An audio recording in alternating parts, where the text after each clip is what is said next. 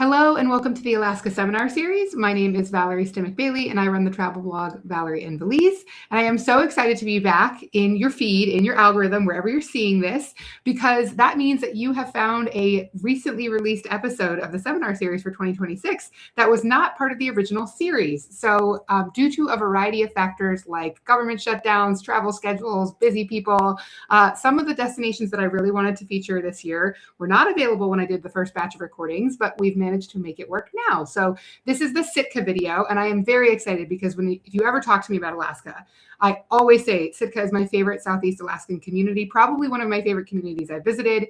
It is beautiful, as you can see if you're looking at this video on YouTube. You can see the picture that I have with blue skies and mountains and greenery, and it's just a very magical place that I really enjoy. And so I am so excited to have a video for you this year because while last year's video was great and helpful, it's always good to get updated information if you're planning to visit. So if you are planning to go to Sitka or your cruise will make a stop in Sitka in 2026, this is the video for you.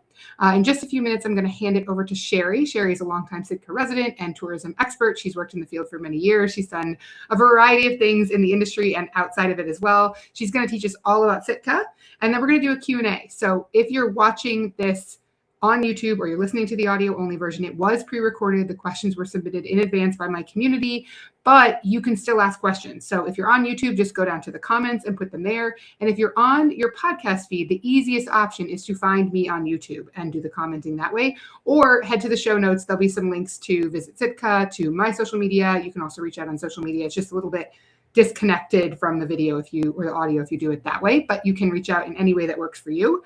And I think that covers the housekeeping for now. So I am going to get out of the way and hand it over to you, Sherry, to tell us all about Sitka. Well, thank you, Valerie. Thanks for having me. My name is Sherry Aiken, and as Valerie mentioned, I grew up in Sitka. I was actually born down in the southern part of Southeast Alaska in Prince of Wales, but when I was about 3 or 4, my family moved to Sitka, and so that's been my home ever since. I still have family that live there. And I've been in the tourism business for about 25 years now. And prior to that, I was in commercial seafood. So know a little bit about the area, and I love to share what I know. And my parents were actually the type of people that would drive down the road, and if they saw you needing a ride or that you just got off a cruise ship, they would actually stop the car and get you in the car and take you all around the community. And that's very much how Alaskans are. We really never met a stranger. So we love to have visitors to Sitka, and primarily now people arrive either by cruise ship or they arrive by Alaska Airlines or Delta Airlines jet. We do have an airport that lands 737, so it's not quite like the movie, the proposal, where you have to fly in on a float plane. You can actually fly in a jet relatively short amount of time. But we do have relatively small population, only about 8 to 9,000 people. It swells a little bit in the summer when we have visitors. So sometimes we have almost half of our population will be visitors for the day. We have a few cruise ships that stop here. So just to back up a little bit, Sitka is part of the Inside Passage, even though technically we're on the outside facing the Pacific Ocean on an island called Baranof Island. It's the only community of any size on the island, and the only way to reach it is either by air or by sea. So there's no roads. We are on an island. I think the very first thing that we'd like to talk a little bit about is that this land that we live on is Trinket-Ani, which means the land of the Trinket people. And that is the original inhabitants of this area. It's been about 10,000 to 12,000 years since they've been in this area. We know that by geological record. We also have a very large volcano right in front of town. It's dormant now. But prior to that, we know from the geological record that we've excavated that the last time that it exploded or erupted was about 10, 11,000 years ago, somewhere in that neighborhood. And the Tlingit people in the area call Mount Edgecombe the blinking one. So that kind of puts us in the time frame. So we have a lot of archaeological digs, but we also know it just from the geological sand layers that we have. So I think the best thing to talk about would be why would you want to come to Sitka versus going to any other city in Southeast Alaska? Some of you may not really have that much of a choice because it'll be a port on your cruise ship. But if you pick a cruise, I would encourage you to pick a cruise that includes Sitka because we're really unique in Southeast Alaska. We are a town that faces, like I said, the Pacific Ocean. So we're actually on the outside of what they call the Inside Passage. And Southeast Alaska is that little part of Alaska that runs down next to British Columbia, so just north of Seattle or Vancouver, if you're familiar with Canada. And so we're relatively close. It's about a 2-hour flight from Seattle, a little less. About a 2-hour flight from Anchorage, which is up in the main part of Alaska. A lot of people, when they're thinking of Alaska, they do a little mnemonic device and use a thumb like this. So this is the Aleutian chain. This is the main part of Alaska. And here we are down in the Panhandle or the southeast portion of Alaska. And that's why we call it Southeast, us people that have lived here for a long time. You might hear me say the lower 48 or down south during my comments today. And that's just because all of us think of any place past Seattle as down south. So even Seattle, Washington itself is considered down south. So that's just an Alaskan thing that you'll pick up, and maybe other people have said it in other videos that you have. So the great thing about Sitka is that not only are we where the Tlingit settled here, originally in the Peninsula, Alaska, but also when some of the colonial powers were exploring the world, they decided to explore into Alaska. And this would have been about the 1700s, and they worked their way down the coast chasing some resources. In our area, it's particularly called sea otter. They were doing a fur trade, and the Russians settled in Sitka and built their capital here. So we was the Russian American capital of Alaska. Russians were in Alaska for quite some time before they purchased it from the United States in 1867. A lot of people in Alaska will say there really wasn't anything to purchase because the Russians didn't own us. Of course, as I mentioned before, this was native land. Tlingits are just the natives that are in this area, but we have a lot of different groups in Alaska. I won't go into a lot of detail with that because you can always ask me later. But the thing about it is even though it's an island, we have a lot of wildlife. Brown bears, sea otters, seals, sea lions, deer, just about anything you can imagine that you'd want to see in Alaska, you can see in Sitka as well. The other thing that we note here is we have a lot of bike trails, so we're a very bike-friendly community. That could be because we only have about 32 miles of surface streets, 7 miles of road one direction from downtown, and 7 miles of road the other direction from downtown. So we're not really a driving community. You'll see vehicles on the road, of course, because we got to haul our boats around and our kids and what have you. But this is really a place where you can walk or bike to get to almost anywhere you want to go. And then we also have public transit. The other thing that I alluded to a little bit earlier was we have a dormant volcano out in front of Sitka. I don't think we have any pictures on this slide deck that shows it, but if you have ever seen Mount Fuji in some of the advertisements for Japan, it's very similar, cone-shaped, very classic. Typically is covered with snow until late to midsummer, so late spring to midsummer, and then you'll just see the crown of the volcano itself.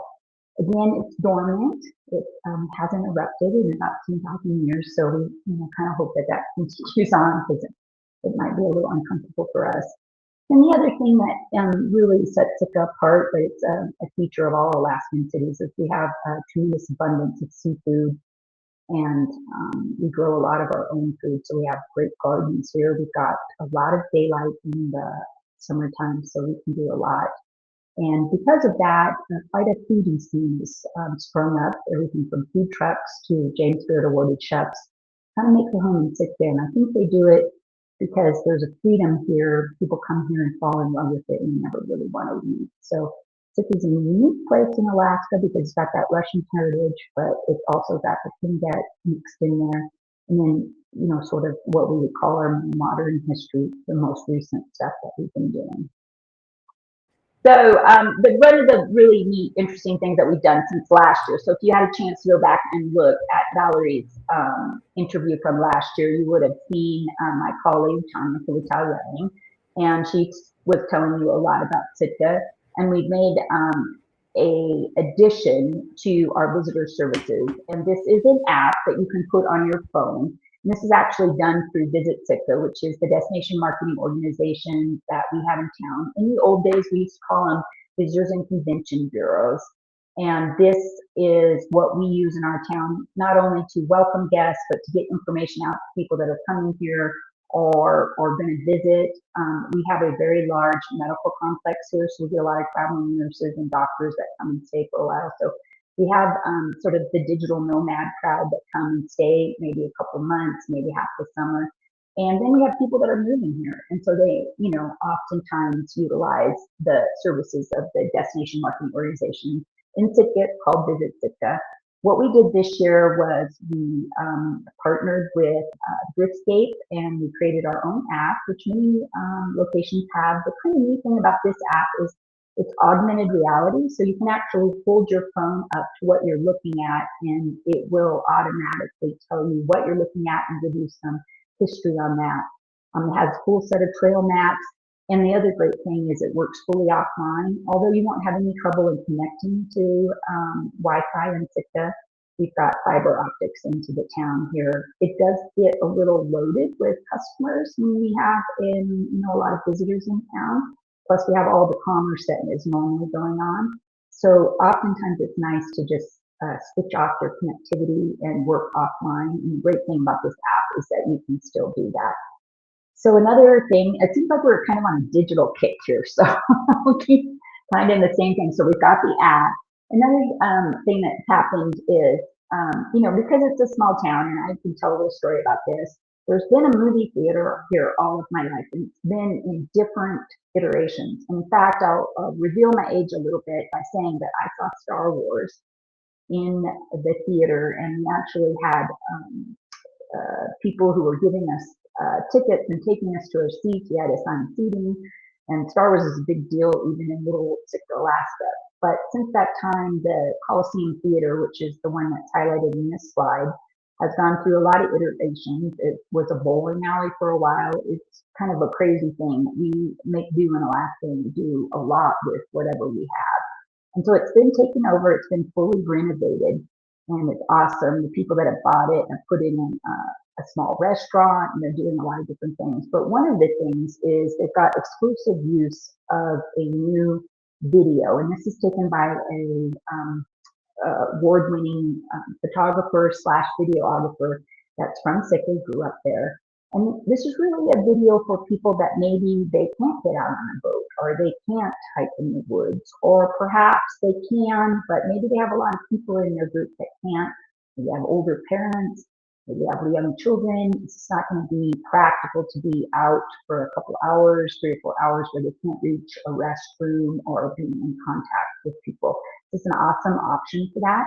And unfortunately, you see that on the back of this, it shows that it's a sunny day, which is awesome, but not all of our days are sunny. Sometimes we get rain. We're in the middle of a rainforest. Pinganani is actually part of the Tongass National Forest, which is considered a mid-latitude biome or a rainforest, a mid-latitude rainforest. And so in Sitka, we get about 80 inches of precipitation a year that fall in the form of rain. Total about 100 inches. The last point is snow. But the rain is what keeps our trees green and what keeps it beautiful and so much life teeming there. And so the thing about the rain is we really encourage you to do any activity that you're going to do. So get on your bike, get on your fishing boat, get on your kayak, just put on a raincoat and get out there and do whatever you're going to do. We're fortunate we don't have what we call down south rain, which is that really hard beating rain. Most of our rain is sort of that misty, mysterious type rain that lightly falls and is almost like a spa for your face.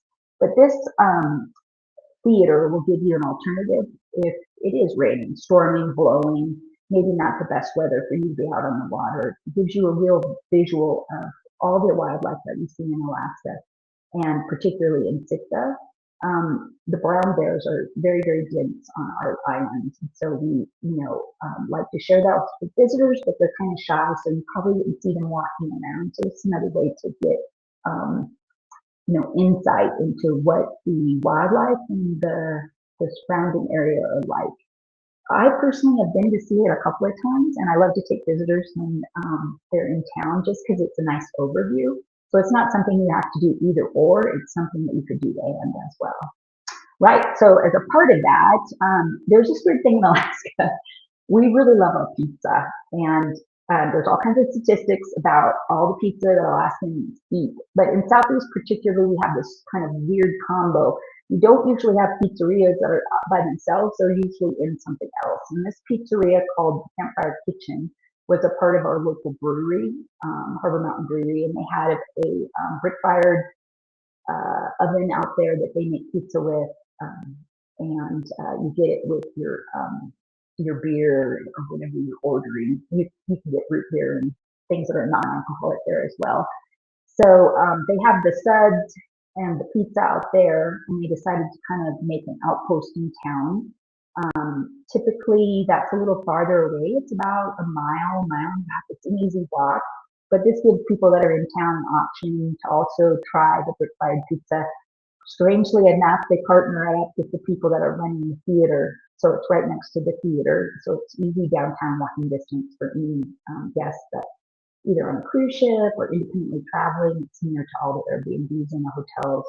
And again, it's brick fired, so it goes right in that oven that you can see pictured there. They built a whole separate brick fired oven. And this is my Friday night pizza. So in our family, we have pizza and a movie night on Fridays. And that's our to-go pizza. It comes home to the house and we all button down for whatever movie we picked. So again, this is something that's new, but we have a lot of other restaurants in town. But it's a neat addition to the downtown area. We talked a little bit last year. So if you looked at the last slide presentation, you might have heard about the treetop adventure where you get on a ropes course. This is not a slide or the word eludes me right now, Valerie, but maybe you can help me out when you go on a zip line.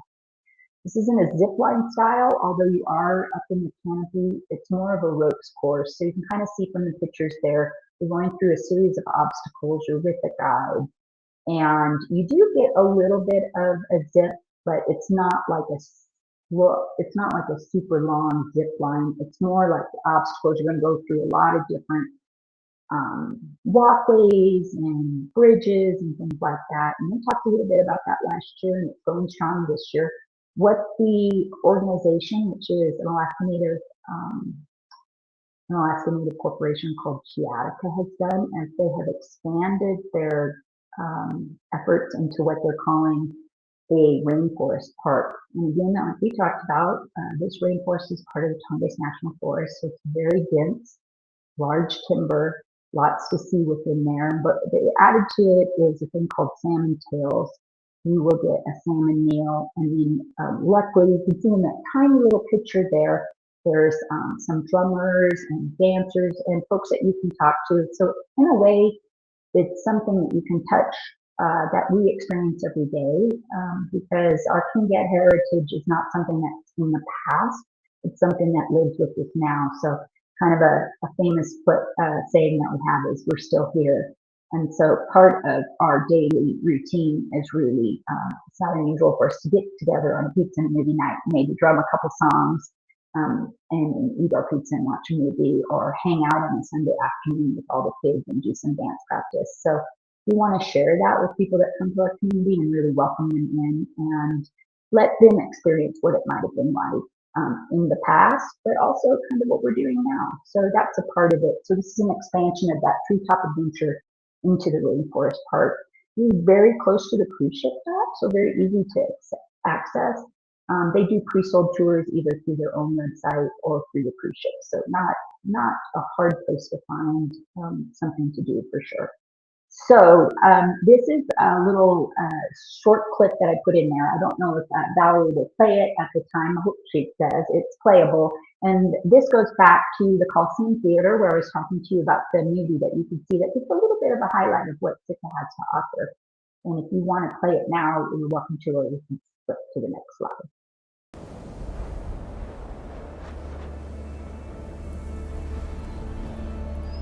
Sitka's the kind of place that only reveals itself in layers.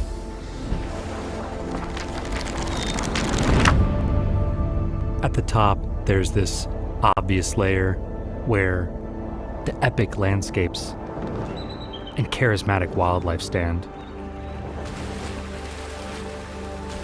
this is the layer that draws people to a place like Sitka. They want to see whales. They want to catch a wild salmon. They want to see incredible views. But if you spend enough time here, and you look and listen closely enough, you start to glimpse the deeper layers. And if you keep digging, you realize that Sitka holds a lifetime of secrets and wonders just waiting to be discovered.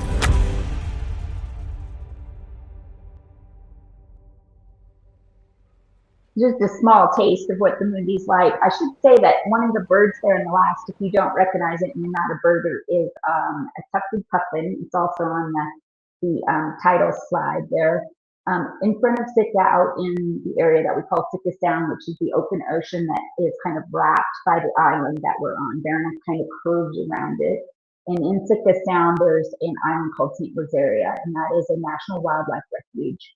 And so there's millions of seabirds that come there and nest each year. There's tours that go out there so that you can experience. You're not actually allowed to get on the island, because just researchers are allowed to do that, because a lot of the seabirds nest underneath the ground. And so if you're stepping on the ground, you might be impacting their nests and where they have laid their eggs. But it's a beautiful island. If you've ever seen pictures of Ireland or anything like that, it looks kind of like that. It's actually a part of the original volcano. It's an upwelling from some of the lava and the depth, so it's got that volcanic shape to it, but it's covered in a layer of detritus that's grown up really green grass. So it's just green grass, a couple of trees. There is a hawk that nests out there, but not a lot of trees on that island, and millions of seabirds. And so there's tufted puffins, murrelets, pigeon guillemots, just about any kind of seabird that you can think of is on this national refuge. It's really kind of a unique thing that is not a very far trek. So you would have to go on the water, but you would get a boat ride out there. It's about an hour run, but there's lots to see on the way, typically humpback whales and sea lions, seals, things of that nature. So it doesn't take too long to get out there, and it really flies by. So it's kind of a catch-all side, got a few things on here.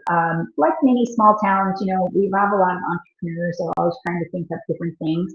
We also have a really large guided hunting community, because this is an area where there's a lot of abundance. So they're hunting on mountain goats, Sitka black-tailed deer, and sometimes brown bear. It depends on what their tags are for. We've got several different hunting services that opened up. We've got new restaurants that are opening. I think that's pretty common in most communities that you'll see restaurants open. Being a restaurant is not an easy task, and it's a tough business to be in, and it makes it even harder because we are sort of cyclical in Sitka. So, right, we have a big boost in summer of our population. We have a lot of people that are around, and in the wintertime, we kind of hunker down. We start making all the stuff that we're going to sell in the winter, like the earrings that I have on, and things like that nature. We do a lot of home crafting. We do a lot of hanging out with each other. We have like a burlesque, we have a cabaret, we have a big masquerade party at Halloween. And so we have a lot going on in the wintertime, but not as many visitors coming to see us. Not that we don't, they would be welcome all the time, but typically in the wintertime, we're kind of tucking in and hibernating a little bit and getting things done. So any restaurant that opens, are really brave people, and they've got to do a lot of work. We have kind of a institution. It's called Highliner Cafe, and it is a place where they actually roast their own beans. The sort of craze of coffee came to Sitka long ago, and Alaskans are kind of well known for that. Almost all of our towns have multiple coffee places, which is crazy because we don't have a huge population. But it used to be a funny saying that we used to say that there was more bars than churches in Alaskan communities, and I think now there's more coffee houses than bars or churches. And so we're just a bunch of coffee drinking fools. And a man that lived there locally decided that he wanted to take his passion. It was just in his garage, and started roasting coffee and selling it to friends. And then he and his wife decided that they wanted to open a cafe, and they built quite the enterprise up. And it has food and it has their coffee and they do all kinds of baking. They're kind of famous for their salmon spread. They have wonderful bagels. They get their bagels from a local bagel breaker in Sitka as well. Now, eventually they wanted to retire, as people do, and so it's been purchased by another longtime resident, and she's totally remodeled it, given it even more zest, and it's pretty exciting because, like I said, we love our coffee. It's not our only coffee space, nor is it the only people that are in our sort of club of Visit Sitka. So, I will say shout out to all the other coffee houses. I'm not ignoring you. It's just because she did some remodeling this year. So we've got that going on. I'll say one other one before I sort of close it up, which is, and this is kind of an exciting new tour. It is available to cruise ships, but also to independents and to us locals too. So a local man who is a shop teacher in the high school was able to get a grant for a special kind of metal cutting board and welding. And he created this tour that you can go and make your own welded keepsakes from Alaska, like the shape of Alaska or the shape of a salmon. And it's really quite extraordinary. The great thing about that tour is it also helps the high school students because of the income they get. They're able to get another tool. And he just has been doing great things with that. And so it's really exciting. People are always thinking of something new to come up with. Because like I said, 7 miles of road one way, 7 miles of road the other way. We really need to entertain ourselves. And we're fortunate because we have a lot of natural beauty. But we also love to be makers and craftsmen and artists. And so we do a lot around that too. So if you're an art person or you're interested in art or anything of that nature, this is really a place. Don't just come to visit, come to stay. We have places where we would love you to stay. We've got long-term rentals, Airbnbs, VRBOs, just a whole gamut that most places, I can say safely in the world have. I think the other day I was watching on TV and some guy was out in the middle of the desert, literally in a sheep enclosure, and it was his Airbnb for the night. So I can tell you that we'll provide the roof and the walls, and won't put you out in the tent in the backyard, but come and visit us. We really enjoy having you there. I feel like I've talked so long. Now this is No, that's great.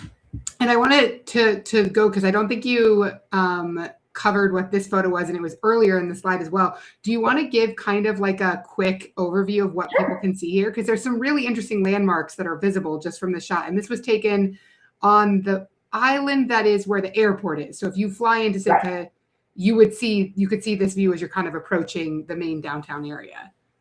Yeah, it's interesting. So we're on an island, Baranof Island. We talked about that. Sitka's on that. That island is about 100 miles long by 50 miles wide.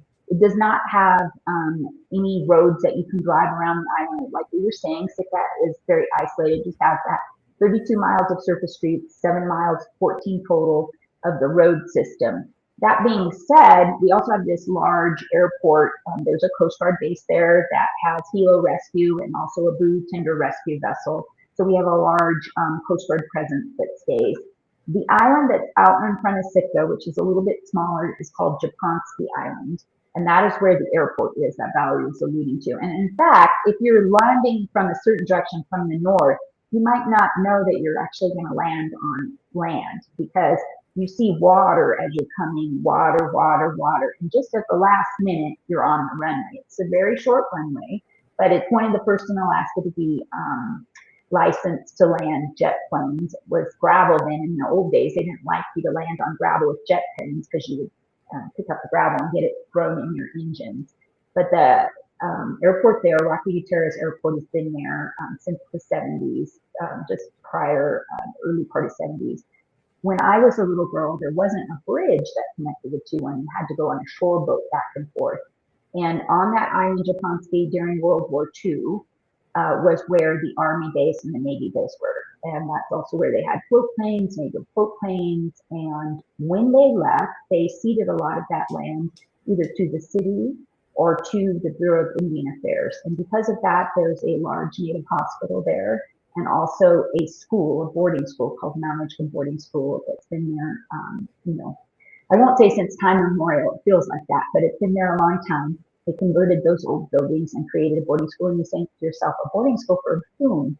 Well, a lot of small towns and villages in the northern part of Alaska are so small that they actually don't have schools for their kids to go to. And this was a place that they could send their children, mostly children from what we call the bush, which is not large cities, but out in the small villages and communities. And they could have their children get a very college prep style education. Mount Edgecombe is quite well known for its educational rigor, and a lot of the students there go on to Ivy League schools or other colleges. And it's a pretty cool, neat thing. It also brings another group of visitors into Sitka, even though they're all fellow Alaskans. So it's fun to have them there in the wintertime. And like Valerie said, there's a bridge that goes over it. You're actually looking at a ramp that was originally part of the Naval Seaplane Base, and it looks directly down into the main part of Sitka. And you can see slightly, I think you'll be looking at it the same perspective I am. So I think it's on your right. There is a dome-like church with a spire on it, and that's the Russian Orthodox Church. As I mentioned, Sitka used to be the Russian Orthodox capital, and because of that, when the colonial Russians were exploring the world, they kind of had a tight tie to their Russian Orthodox Church, and there was sort of some quid pro quo.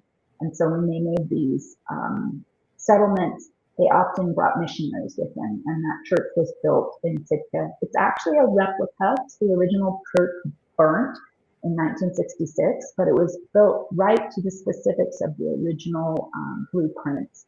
A man named Ivan Eminimina, Bishop Innocent, eventually was stationed in Sitka, and that's what he designed. He was a bit of a Renaissance guy. He designed a lot of things. He created the Tlingit alphabet, because prior to that, the Tlingit language had only been oral, and was a man ahead of his time, I would say.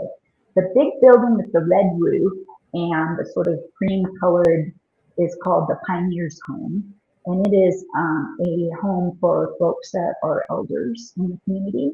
It was originally started for sort of indigent miners. So we had a gold rush in Alaska, and of course, not everybody can get rich in the gold rush, and so a lot of those miners, they were just sort of homeless, didn't have anywhere to go. And at that time, the territory of Alaska started this home.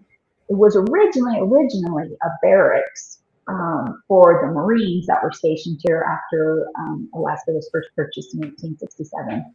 Then became this home for these indigent miners. There's a really cool statue, kind of an Instagram place where you can take a picture in the front of a miner.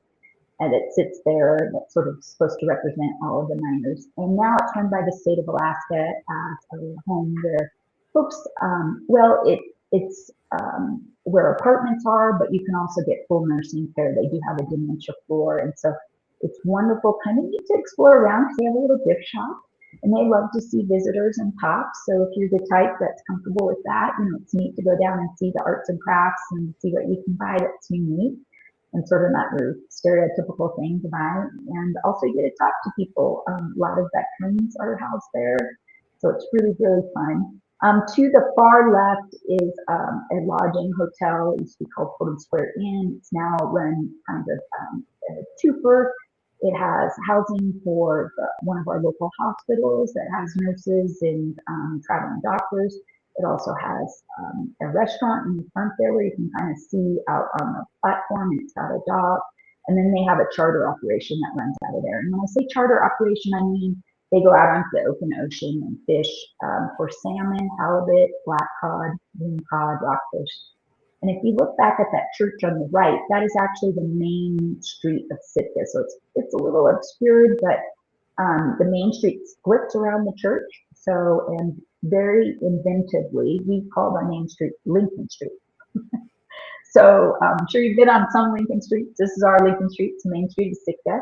You start right at the end there. Probably is about a half mile, and it dead ends right into the national park. So we're very fortunate in Sitka that we are part of the national park system, the Sitka National Historical Park. There's over 21 totems that are there and a large visitor center. So if you're national park people, it's really fun to hang out there. It's a great place to cut through on your way to the Raptor Center. So you have a beautiful raptor rehabilitation. And by rehabilitation, I mean They bring the birds in, and if they possibly can, they re-release them. I was very, very lucky and got to release an eagle. And I'll tell you, when you're that up close to something that majestic, you really don't want them to leave. And so I was like, "Geez, you have to go? I don't really want him to be released. Can you just hang out here for a little bit?" And so, and that's a great place to visit too. It's walkable distance. It's included in a lot of tourism packages. So if you're on a cruise ship, you see a package that has the Raptor Center. It's called the Alaska Raptor Center. It's very, very easy to get to. And so that's kind of the main street of Sitka. You're looking smack at it. You're cut it off just a tiny bit, but if you look at the far right hand as you're looking at the screen, that's a really cool peak. You can see it's called Arrowhead. You'll understand when you see the full picture of it, but it comes to a pyramid peak. It has a trail all the way to the top. If you're a really intrepid hiker, that's something that you could do. That would be all day if you were on just a day stop. So you want to be careful about that. And then those three mountains that you kind of see slightly off to the left, those are the Three Sisters, and they kind of sit behind the town. They're not very accessible, but they do look beautiful. Amazing. Okay. Thank you for giving the orientation, because it does help to get a sense of like how close everything is and how walkable Sitka is, because it really is a very walkable community. And is that you up on Thimbleberry Lake? That kind of looks like Thimbleberry Lake. Is that Thimbleberry or is it Heart Lake? Heart I can't Lake. remember. Oh, yeah, that's a great hike too. Kind of out by the Forks of the Bear. Mm-hmm. Yeah. So my husband and I, the really quick story of that is we were in town on a port stop with Windstar Cruises, who's coming back to Alaska in 2026. And we did ride our day. So because we'd both been to Sitka before, we decided we took the bus all the way out to the end of the road. And then we hiked point to point and caught the bus back into town. That's a great hike. Yeah, and very adventurous. Yeah. I mean, so did you go all the way to the old pulp mill area, the Gary Paxton Industrial Park, and hike Heart Lake that way? Or did you get off at Thimbleberry and White? Okay. We hiked the steepest part first and then the gentle slope down. I know how that goes. Great. Well, let's get to some questions. I want to make sure we get to some of the ones that were submitted in advance. As a reminder, if you're watching this on YouTube, you can post your own questions in the comments. If you're listening to the audio only version, find this video on YouTube or reach out on social media.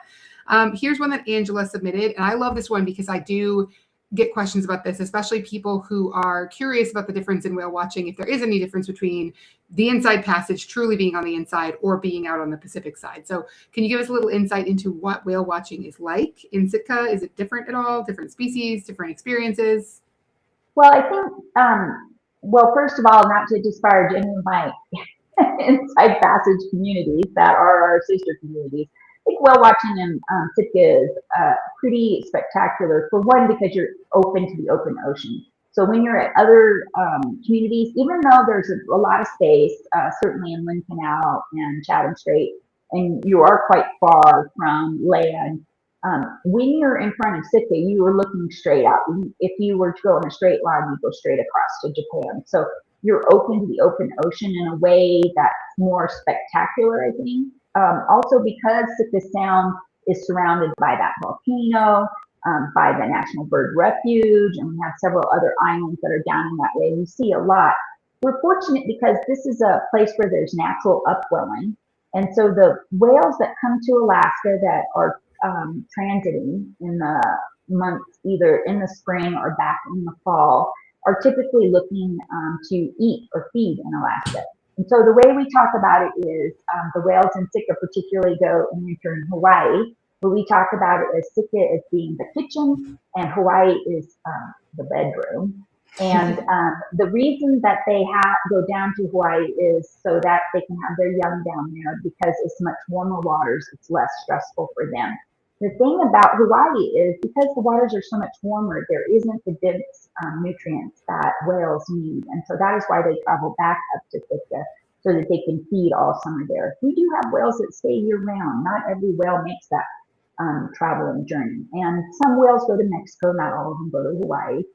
We have quite a large sort of cohort of researchers that center on humpback whales. So there's a lot we know about them that maybe you wouldn't naturally know about any other whales. that were in the area. So the thing about the whales there is most of the whales that you'll see in Sitka are humpback whales.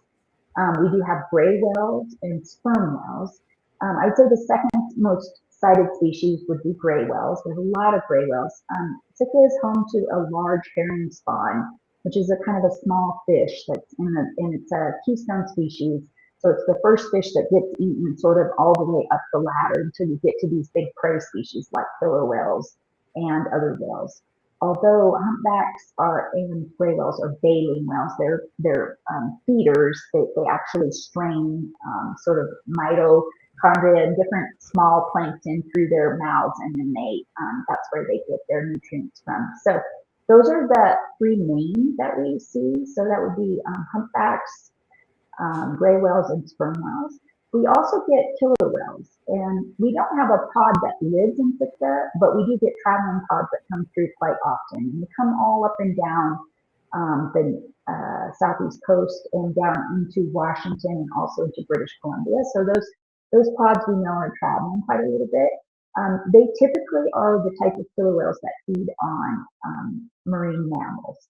So they're going to be hunting probably sea lions and seals. We also hunt on the salmon. So we have 5 species of king salmon, Pacific salmon. So the first would be king salmon.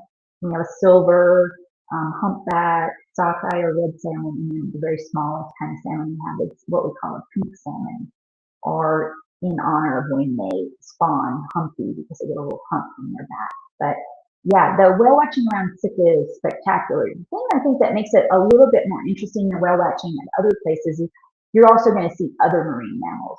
So we get a lot of sea lions and seals, but we also get brown bears. So it's not unusual for whale watching tour operators or boats, whether they're small or they're a little bit larger, to see brown bears on the beaches around Sitka and black-tailed deer. So, we're getting both sort of the marine mammal, but we also get some large land mammals. And I think people, really enjoy seeing bears in the wild, as well as, the deer and the things that you can see on land. Because of the way that it's situated, the ocean floor is very deep, so we can get very close to land, which is kind of unusual. In other places, there's a lot of shallow area there. So yeah, I would say if you're going to choose whale watching, I definitely would choose Sitka.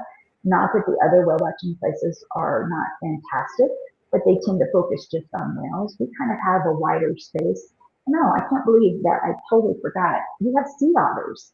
And you don't really see sea otters in other communities. In Sitka, it's not unusual to see rafts of 100 to 200 animals. And so these are Pacific sea otters.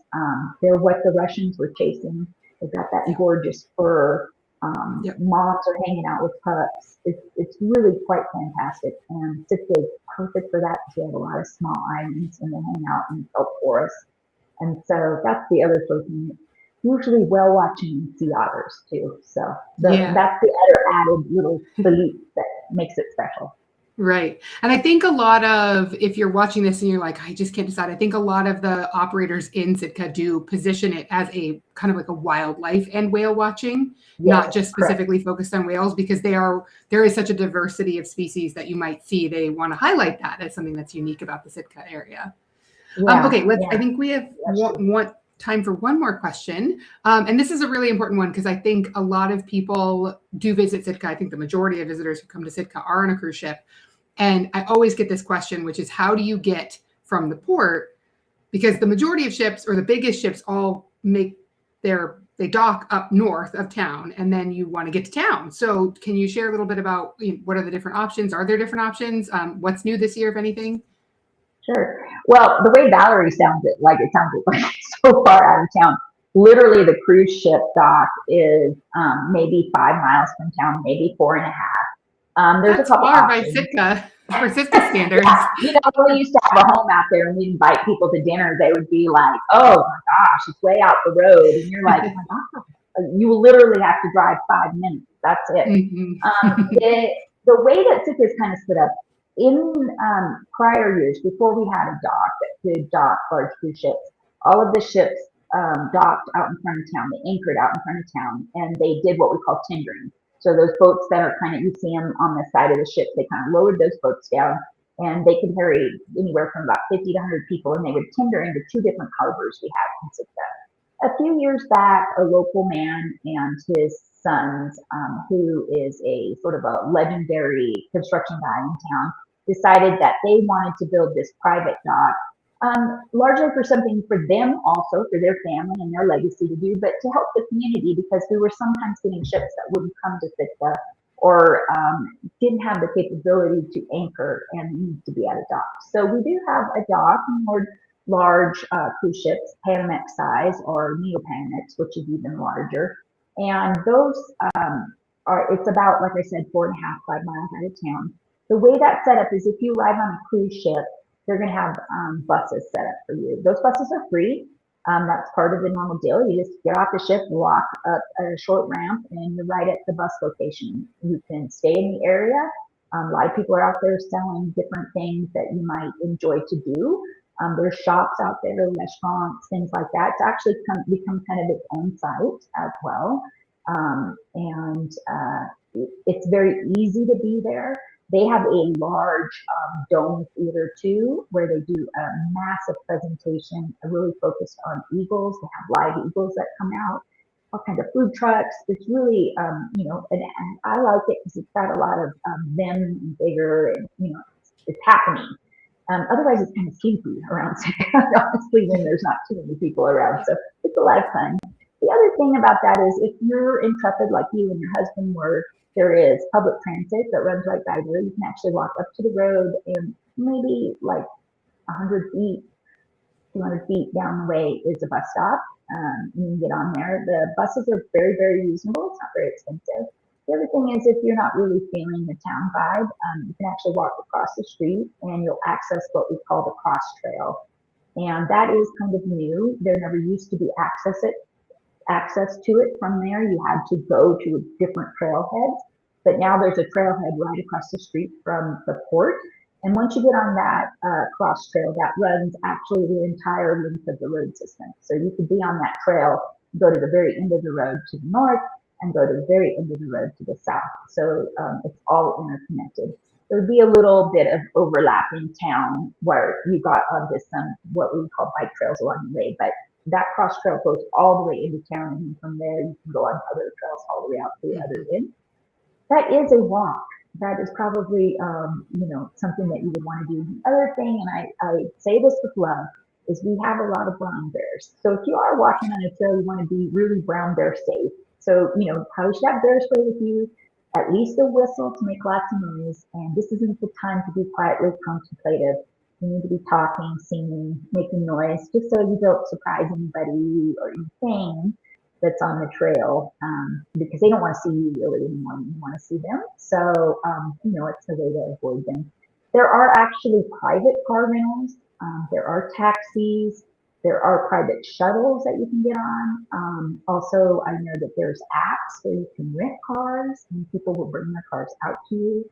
So pretty much the gamut of everything that you can get in a big city. I will say at this time, Uber and Lyft do not operate in Sitka, so you would have to call a local taxi person on a local shuttle, but they're very responsive. It's all on the cell system, and you can easily get into town. And I guess the last thing I would say is I've seen people on scooters. So we joined the scooter nation. So if you've seen those in Portland or any large, Seattle or any large city, we also have them. So that's another option for you. It'd be kind of fun because that 4.5 miles is really scenic. You're right on the water. If you're on buses, it takes about 15 minutes to get to town. So it's not too long if you're doing a ride. That's really cool. I like that. That might be my next way of getting into town. We'll see. I like the buses. Yeah. I think it's great. Well, and electric bikes, I should say, too. Oh, nice. Yeah, all kinds of options. Is hit. Mm-hmm. Yeah. Cool. Yeah, for sure. Cool. Okay, well, I think we're going to wrap it up because we are well over 45 minutes. So I want to first of all say thank you so much, Sherry, for joining me and for sharing all your knowledge of Sitka.